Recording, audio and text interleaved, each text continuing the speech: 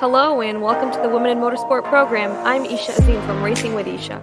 And with me we have Ben Schneider from Grid Live Encore and LastCar.info, as well as Joe Samaniego. As always, a big thank you to our Patreon investors, Colin, Deshelle, Mark, Robin, David, and Matthew. Your investment in the Grid Network, no matter the size, plays a crucial role in our mission to promote women in motorsport.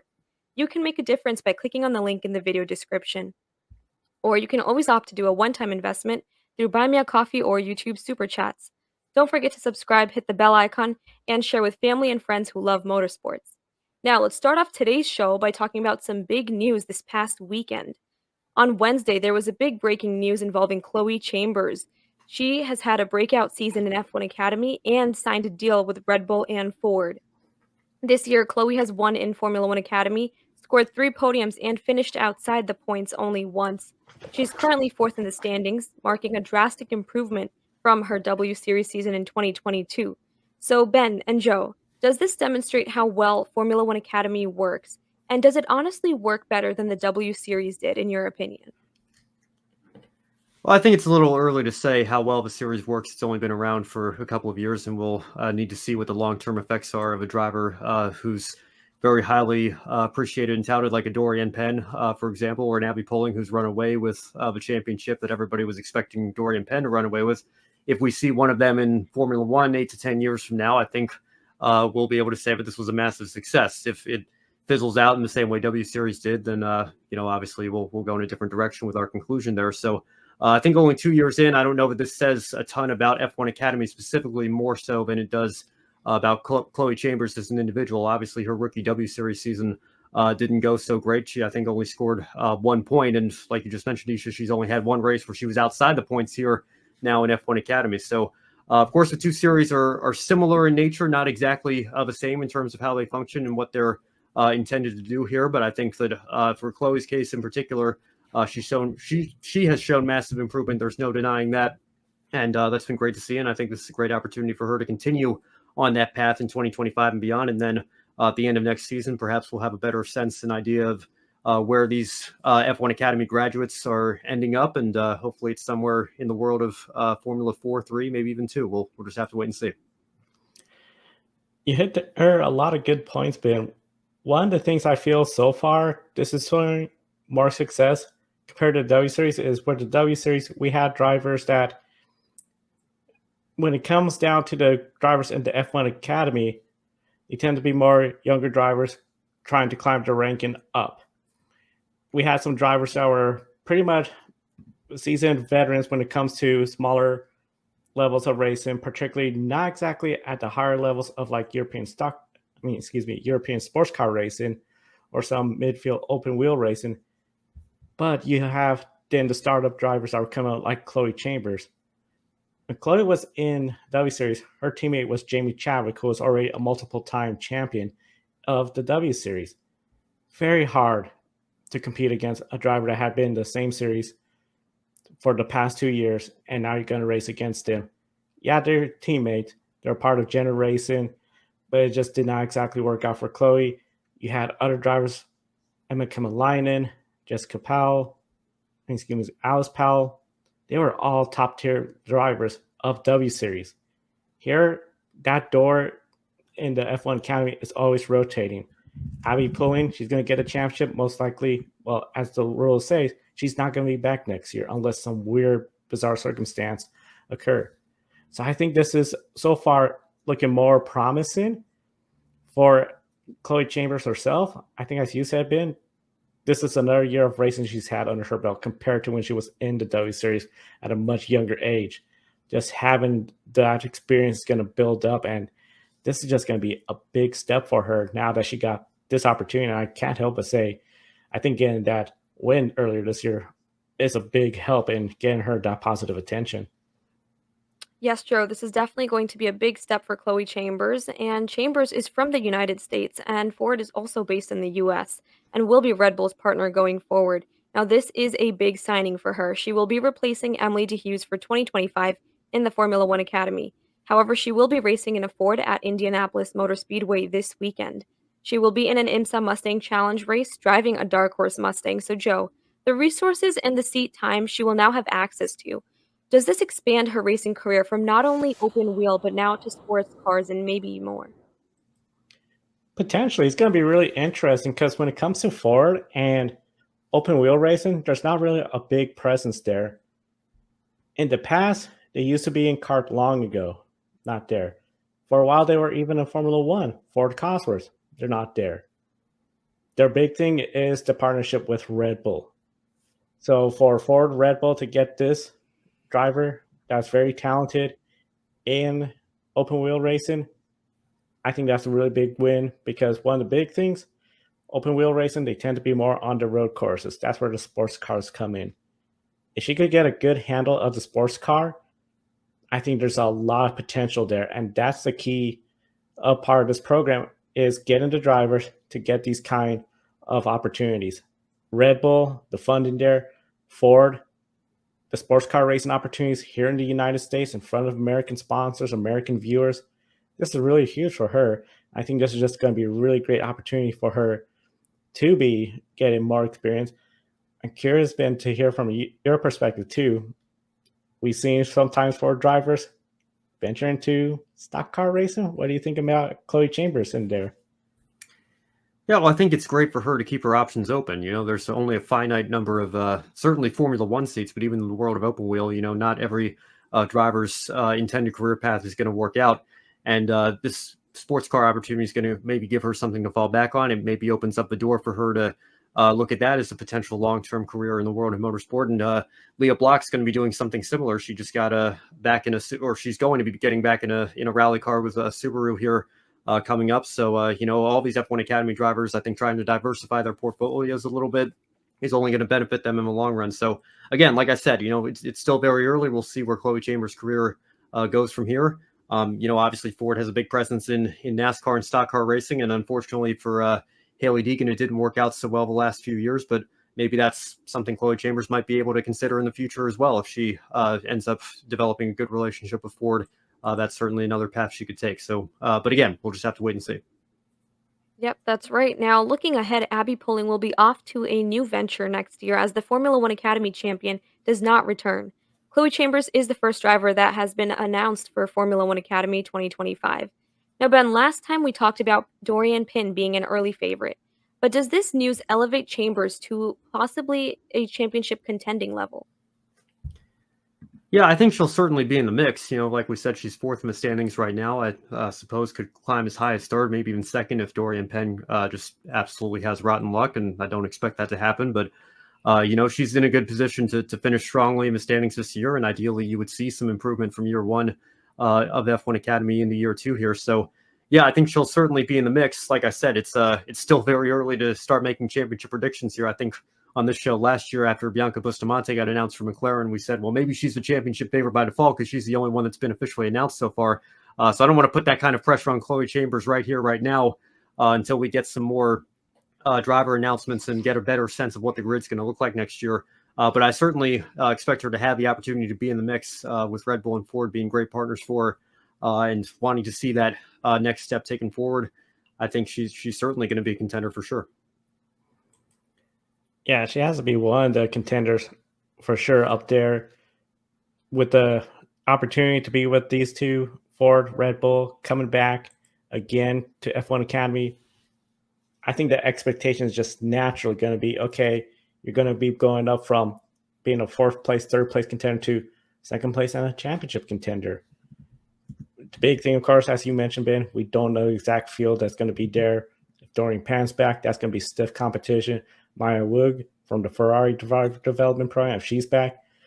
And then don't forget the other drivers with Red Bull, the Al-Kabasi sisters. They've had some little bit of struggles. I think a lot of people anticipate a lot more. They could have a rebound season if they're back next year. It's going to be some tough competition, but I think Chloe Chambers is definitely on the early list for drivers that should be contending for that championship in the F1 Academy in 2025. Yep. Now, with that, let us switch over to the ARCA Menard series. The Reese's 150 at Kansas Speedway saw a milestone pole winner. Isabella Robusto took pole position in her Venturini Motorsports Toyota, but unfortunately, the positive momentum was short-lived. On lap 2, she made contact with Andres Perez and ended her day as she hit the wall entering turn 1.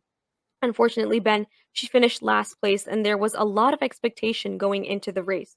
So, what do you make of the crash, and how do you think things could have been done differently? Well, like we've said all year, the talent is there, the speed is there when it comes to Isabella Robusto, and we said the same thing, Brandon Crossland and I on the Encore show Monday night.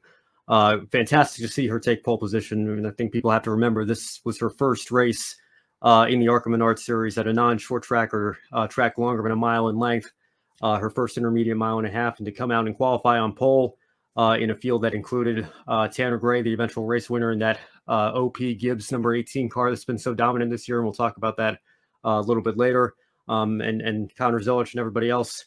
This was fantastic to see her come out of the gates like that. And I think you're right. There were a lot of expectations as to what she might be able to do during the race.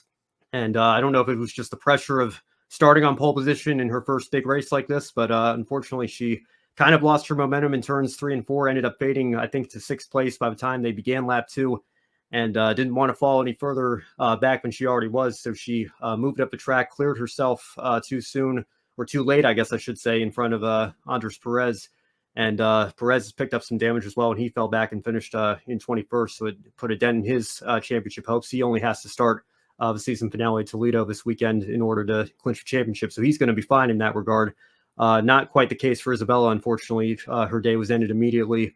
Up against the safer barrier, having completed only 1 lap. And unfortunately, she was the subject of my last Car.info article this week for the National ARCA Tour. So it's really unfortunate. I think when you look at it from perspective of who to put the blame on in this situation, if it's not Isabella, I think it has to be her spotter. It's pretty clear that she unfortunately moved up the track too late there and cleared herself when she wasn't. But at the same time, I don't think you can let it dictate what her potential ceiling might be in the world of ARCA or NASCAR going forward. I think she still has a lot of speed and a lot of talent, like I mentioned, and I hope that she gets the opportunity to show that in the future here. But again, just really unfortunate that it ended this way for her, because I know a lot of people were really excited to see her on pole position, really looking forward to seeing what she could do during the race. And it's unfortunate that it ended so soon for her. But I hope that, like I said, she gets the opportunity in the future, and this isn't the last we see of her in a Venturini car, because she's shown multiple times this year that she has the talent and pace to be able to run at the front of the field.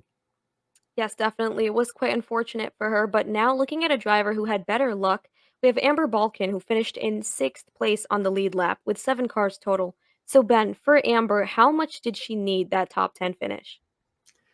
Desperately.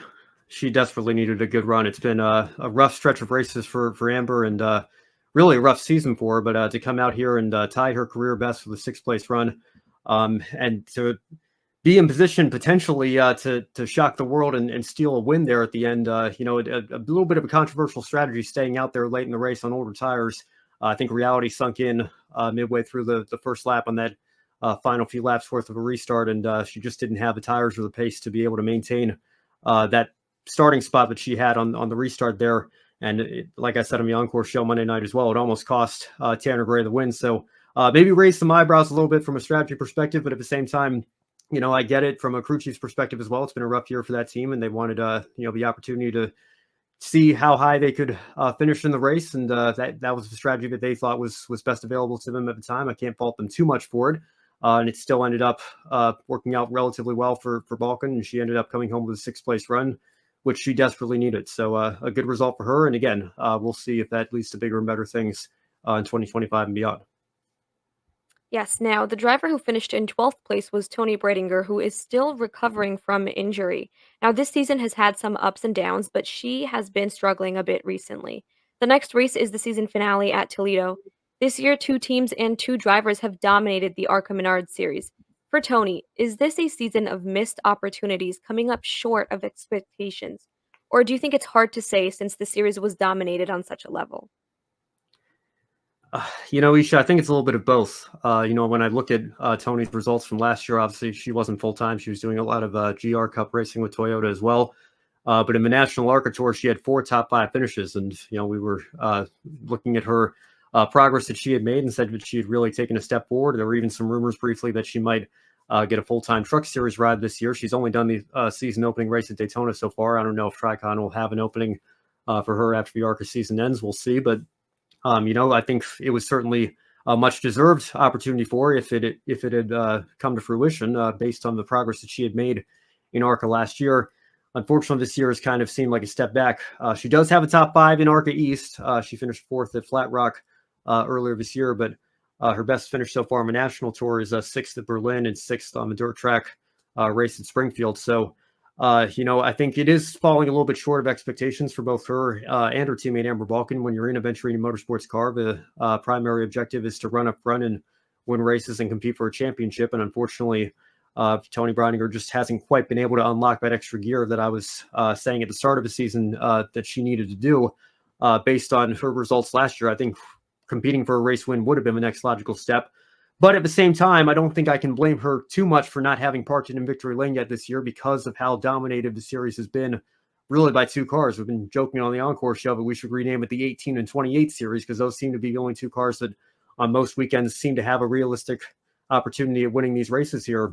The Gibbs car alone has won 10 of the 19 races so far, more than 50%. And obviously Connor Zilic as well. We all know how great of a prospect that he's shown. He's shown and he's proven himself to be not just in ARCA, but with the Xfinity Series as well. So they've got talented drivers behind the wheels of those cars, but it's been unfortunate from a full-timer's perspective. It looks like we only have 1 race to go. We're going to get a champion who hasn't won a race this year. And not only that, we're going to have a situation where our top 9 drivers in points, the full-time drivers, none of them have won a race this year because it's been so dominated by the part-timers. So I guess to sum it all up, you can certainly be a little bit critical of Tony Breininger for not showing a little bit more speed this year and maybe not winning a race. But if you're going to do that, I think in fairness, you have to say that about the entire full-time ARCA Menards Series field. But at the same time, I don't know how harsh you can be because of how dominant the 18-28 have been all year. They've just looked unbeatable at times. So I think it's a combination of both of those factors for sure. All right, Ben. Now, before we switch topics, let's quickly revisit Isabella's poll. We know that she has a lot of talent, as you mentioned as well. She has shown impressive speed in her first year back since her 2023 concussion diagnosis. So do you anticipate that an announcement about her 2025 season could come out soon? And do you think full-time in ARCA may be the next logical step for her?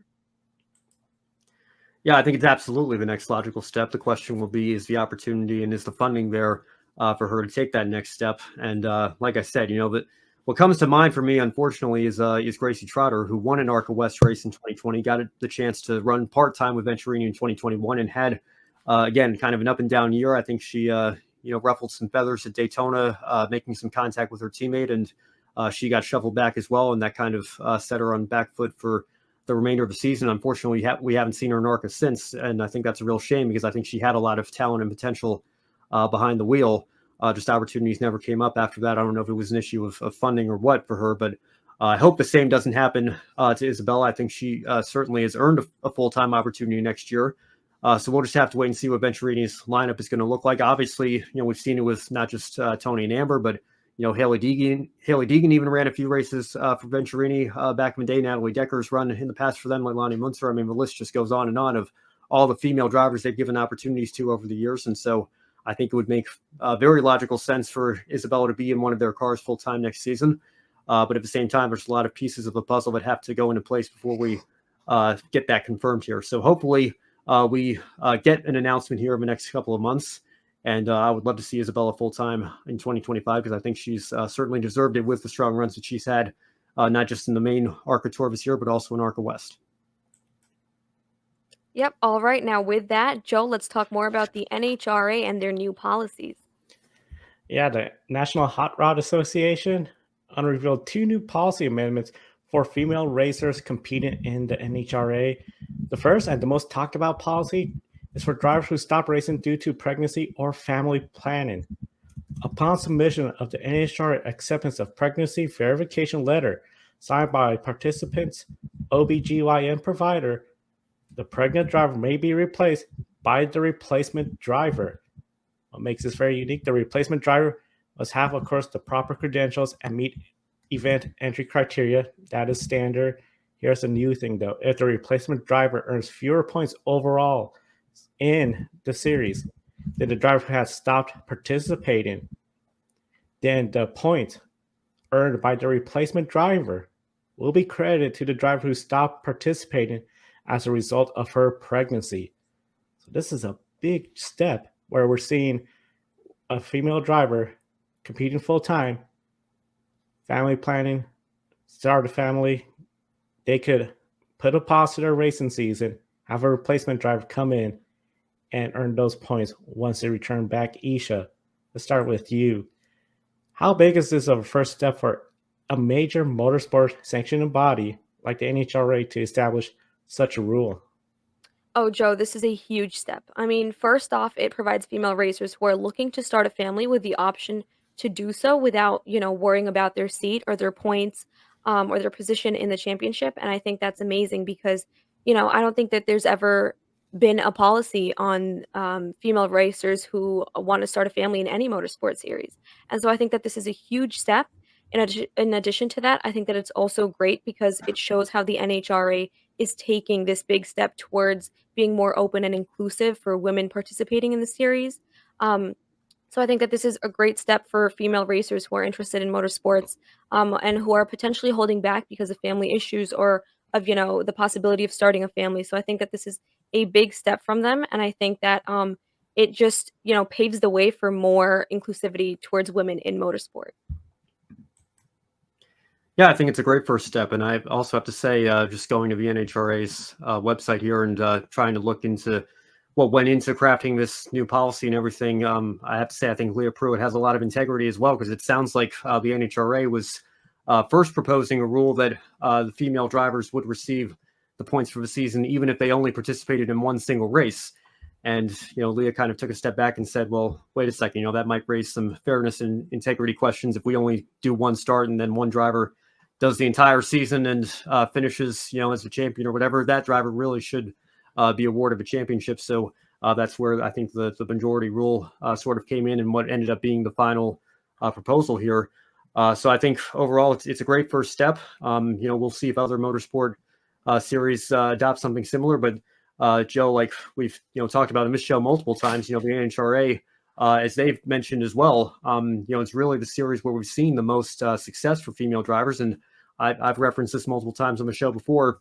When Erica Enders or Leah Pruitt wins a race, the headline doesn't say female driver wins in NHRA. It just says their name because it's so common over there, because they've made so much progress in affording those women opportunities, and they've been so successful over the years. So I think it's a great step to see this policy here in the NHRA, and we'll see what it might lead to here down the road, and certainly might make life a little bit easier for Leah Pruitt and Tony Stewart as they start their family here. Yeah, makes life a little bit easier. And then just the thought that in the future, family planning, that's going to come first, family first, and then come back and can still racing, as you mentioned, Ben.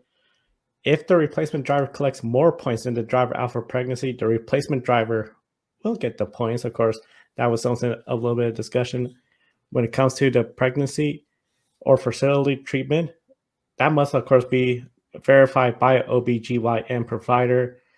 Another thing, too, a driver can still participate if pregnant, but the OBGYN provider and the NHRA chief medical officer must sign off on that. Now, with Leah Pruitt, she's taking time off, of course, for family planning. NHRA, as you said, Ben, several high-profile drivers, including champions like Brittany Force, Erica Enders, are in week in and week out racing. Upcoming driver Jasmine Salinas, Krista Baldwin. Ben, starting with you, when it comes to NHRA, that is drag racing, straight line top speed. But should circuit-based series like F1, NASCAR, even MotoGP, or even World Rally Championship look into similar policies? Yeah, Joe, this is a tough one because, like I just mentioned, it's clearly become an issue in NHRA, but that's a good thing because we've seen so much female participation and female success over there. Haven't seen that as much in Formula One or NASCAR, and I'm trying to think of what would be a good example there. And I don't want to get too much into drivers' personal life, but I guess the obvious example for NASCAR, or perhaps IndyCar as well, would be Danica Patrick. And I know that she dated Ricky Stenhouse Jr. for a while, and their relationship ended kind of as her NASCAR career was ending. I don't know if a policy like this would have made any sort of difference in where their relationship went or where Danica's career went.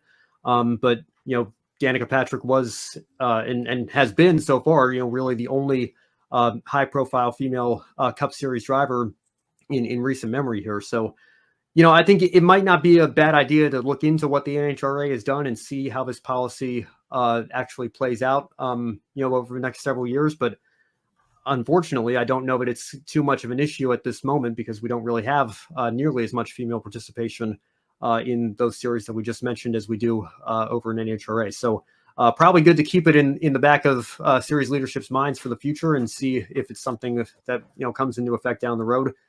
But as of right now, I think it's unfortunately got to be pretty low on their priorities list here for these respective series. Yeah, I 100% agree with Ben. I think he's hit all the points. I don't have much more to add. I mean, when you look at a series like Formula One, for example, it has no female racers on the grid right now. So this isn't something that they need to work on right away. But I think that in general, if these other, circuit-based series took a more female inclusive or open approach, it would be nice. But, looking at these policies that the NHRA has come out with, this isn't something that series like Formula One or NASCAR have to take action on right away only because, they don't have as high profile female racers. I mean, in Formula One, there are no female racers on the grid right now. So I think that in general, taking a look at more female inclusive policies would be nice, but this isn't something that needs to be focused on right away. Gonna be really interesting to see how the other series will be following. Might be something they're quietly working on, but I should say not exactly a top priority. But I gotta say, especially when you look at the NASCAR ARCA, we got a couple of female drivers coming up. It's gonna be really interesting to see what all happens when it comes to NHRA. Not only has the major championship, but of course they also have those locally sanctioned NHRA tracks across the country. The idea this policy could be trickling down to a local drag strip where they have their track champions. That could be really interesting to see how this could impact local local drag strips around the country. Esha, let's revisit some of the drivers across the globe racing this past weekend or coming up. That's right, Joe. Haley Deegan will be in the Tony Driver Development FR Americas round at Circuit of the Americas. This will be her single-seater debut. Jade Avedizian finished second in the Brian Clausen Classic at IMS Dirt Track. It was a thrilling finish between the top three drivers on the last lap. Kaylee Bryson was also in the field and finished in 21st place. Jennifer Jo Cobb returned to the NASCAR Craftsman Truck Series this weekend at Kansas and finished 31st at her home track. NHRA Midwest Nationals saw Brittany Force make second round of Top Fuel. Alexis DeJoria was eliminated in the first round of Funny Car, and Erica Enders made it to the semifinal round of Pro Stock. And the Iron Dame's newest driver, Natalia Granada, made her debut in Mugello, now 7th place in race 1, but she did have a spin in race 2 and was unable to finish. Now, Joe, I think that's all for today's show. I'll hand it back over to you for our closing. Yeah, just about all out of time. We want to encourage everyone, be sure to subscribe, hit the bell icon. Grid Live pre-race this weekend, NASCAR Cup Series at the treacherous Talladega Superspeedway. We know there's going to be plenty to talk about on the wrap-up show on Sunday as well. And of course, Encore, they're going to have much more from all the other races going on. And we have MotoGP this race weekend. 2 big race series going on. A lot to talk about. We're very excited. And of course, all of it right here on the Grid Network. Be sure to subscribe and hit the bell icon so you don't miss any of our programs. For Ben Schneider and Esha Azim, I'm Joe Samaniego. Thank you for watching today's program. We'll see you next time and enjoy the races.